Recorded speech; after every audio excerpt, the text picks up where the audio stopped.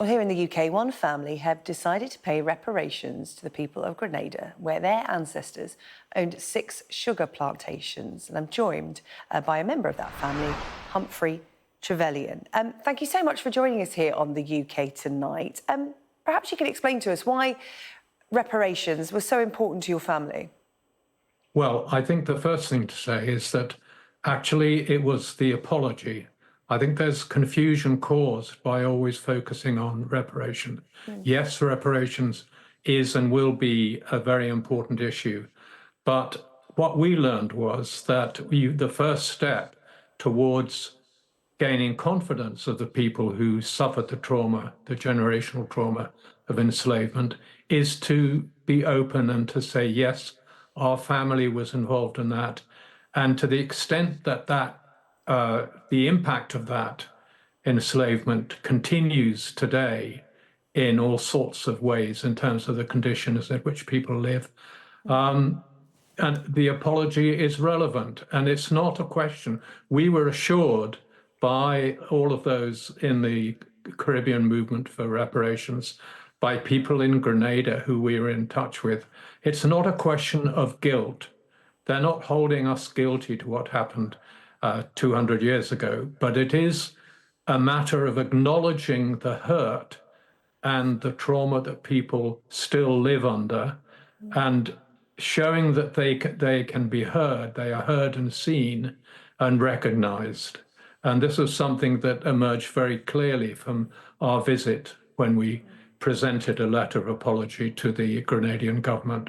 Yeah, because you had to win over the trust of the people of Grenada that you're apologising to. It's been a long process. This didn't happen overnight. The apology came first. Then, as you said, your own family's reparation, a private donation to the people of Grenada to help with things like education projects, a helping hand for the future of the people of Grenada.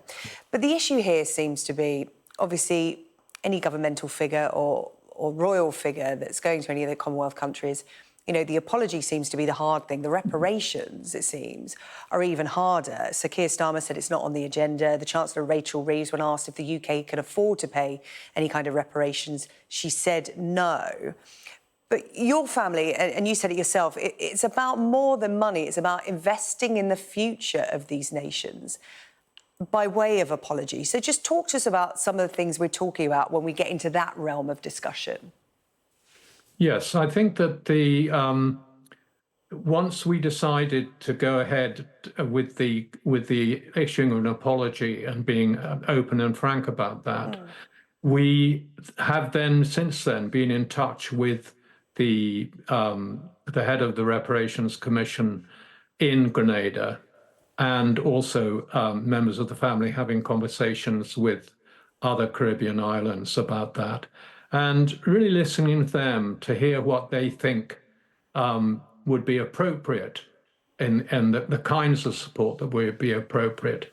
We decided to focus on education, following the advice of the Grenadian colleagues, and we set up a family charity so that individual members of the family could contribute to that. And initially, all the funds will go towards supporting secondary school students and those entering higher education. But that was, we didn't think, oh, what would we like to put funding towards? We asked them, what do you think would be the most appropriate thing?